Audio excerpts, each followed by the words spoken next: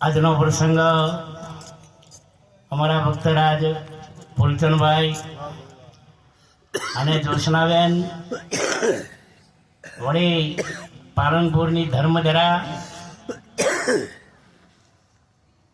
અને આજે દૂર દૂરથી મહાપુરુષો પણ પધાર્યા.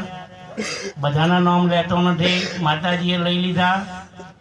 એટલે જેમની છત્ર છાયામાં આજે ભજન થઈ રહ્યું છે એવા તારાબા મહારાજ, વળી આપણા બધાના ઉપર જેમની અસીમ કૃપા છે એવા પરથીરામ બાપુ ચેખલાથી, અમારે જગદીવન મહારાજ પધાર્યા, ગિરધારી મહારાજ, કોણોદર આશ્રમમાંથી વસરામ મહારાજ અને દૂર દૂરથી જે મહાપુરુષો પધાર્યા એમને કોટી કોટી વંદન.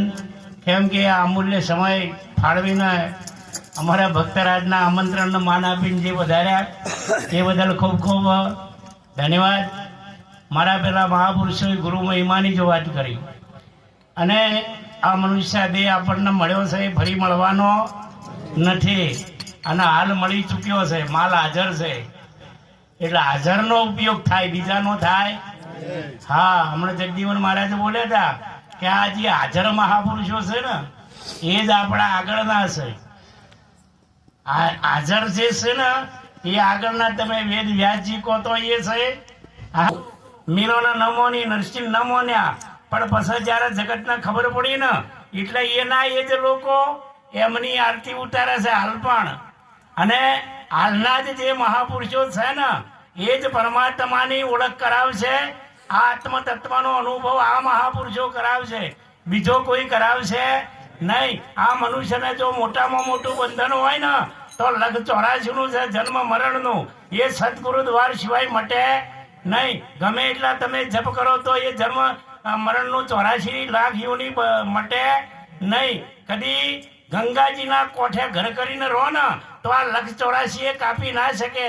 અને કદાચ તમે ગમે એટલા કોટી યજ્ઞ કરો, હા, તો પણ આ લક્ષ 84 જાય એવી નથી. લક્ષ 84 મટાડવા માટે એકમાં સિર્ફ એક જ રસ્તો છે કે સદગુરુનો. અને એ આદુ અનાદિના સંતોએ અપનાયો, હાલ પણ જે અપનાવે એનું જન્મ મરણ મટે છે, બીજાનું મટતો નથી. એટલે મહાપુરુષો બોલ્યા કે ગુરુજી કો મહિમા કિયો ન બજાય, જાકો વેદ નિગમ નેતિ ગુણ ગાય, ગુરુજી કો મહિમા કિયો ન જાય. સુખદેવ યોગી जन्म का त्यागी, लागी रागी जनक सवाई, रागी ये त्यागी को ज्ञान बतायो तो तर्त देई मिटाई.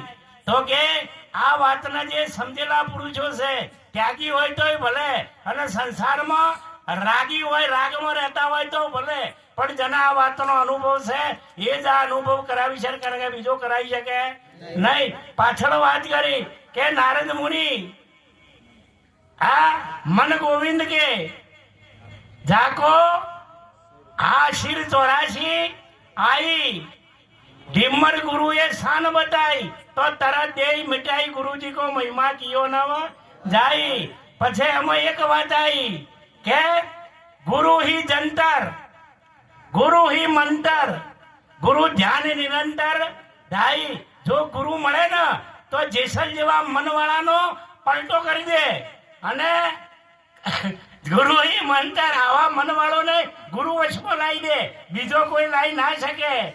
અને ગુરુ ही જંતર, ગમે એવો જન હોય, જન જેવો રાક્ષસ જેવો, પણ ગુરુના શરણી જે જાય ને એ આ પદને પોમી જાય છે. ને એવા આપણા વેદ પુરાણોના ઘણા પુરાવા આપણી પાસે છે.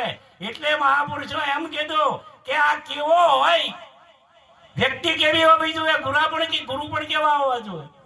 તો કે સેવક સુરા અને ગુરુ હોય પુરા. એટલે પુરા ગુરુનો આ મહિમા છે, પેલા અધૂરીઓનો નથી. એ તમને કંઈક ને કંઈક આપે. કે કબીર સાહેબ એમ કે છે કે પહેલા ગુરુ માત પિતા કહીએ, હે રજો બુંદના એ દાતા. તો કે એ બધું માતા પિતા દેહ આપી શકે, એમની મિલકત આપી શકે, પણ લખ 84 મટાડી શકે. હા, દુસરા ગુરુ છે ને ડાયન કહીએ, આ ગર્ભવાસમાંથી હેમ ખેમ છોડાયા, એ છોડાઈ શકે, જન્મ આપી શકે, પણ એ લખ 84 કાપી શકે નહીં. પછી તીસરા ગુરુ દરિયા નામા, પુકારે સગડા ગામમાં બધા તમારું જો કર્મ સારું હશે તમે ગુણવાન હશો તો બધાય તમારું નામ લે છે પણ એ નામ એમ લેવાથી આ લક્ષ ચોરાસી જાય એવી નથી. પછી ચોથા ગુરુ જને વિદ્યાદિની અને એ વિદ્યાથી આપણો વ્યવહાર સુધરી ગયો. એ વ્યવહાર સુધારે ગુરુ પણ એ 84 નું બંધન કાપી શકે નહીં. અને પાંચમા ગુરુ જને રામ માળાદીની રામ કૃષ્ણ કા મંત્ર દીના કે રામ રામ કરજે કૃષ્ણ કૃષ્ણ કરજે.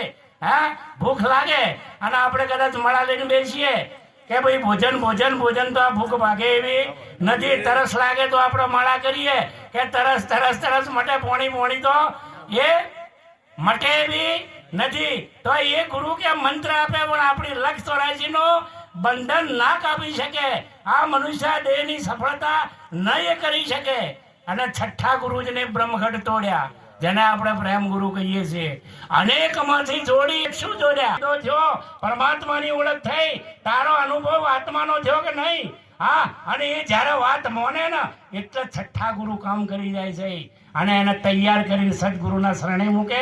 તો સાતમા ગુરુ જે સાતમા ગુરુ છે ને એ તો જહો છે ઉપને વહી સમાયા. જોશી આ જીવ આવ્યો ને એ જીવને ત્યાં પહોંચાઈ દીધો. એટલે એ સાતમા ગુરુ જો સુધી સદગુરુ ના વાત કરી છે કે સદગુરુ ન મળે ત્યાં સુધી ગમે એટલા આપણે સુખી હોઈએ, શરીર સારું હોય, ગમે એટલા એમ કે મિલકતવાન હોઈએ, પણ જ્યાં સુધી જીવનમાં સદગુરુ ધારણ ન કરે ત્યાં સુધી આ મનુષ્ય દેહનું જીવન આપણું એળે જશે. વહેલી તકે અમારે પ્રેમરામ મહારાજ કહેતા હતા કે બાકી હોય ને એ જો વાતને સમજો ને તો સદગુરુના શરણે જતા રહેજો.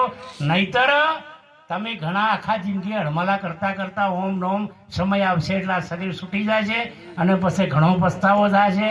આપણી પાસે વધારે સમય નથી બાપુને ખાસ વાપરવાના પણ આ તો નોમ સૂચન કર્યું એટલે આટલા પ્રસંગે આટલું બોલી આપ સૌને અમારા મહાપુરુષોને વંદન કરી મારી વાણી વિરામ બાપુ બોલો સદગુરુ મહારાજ કી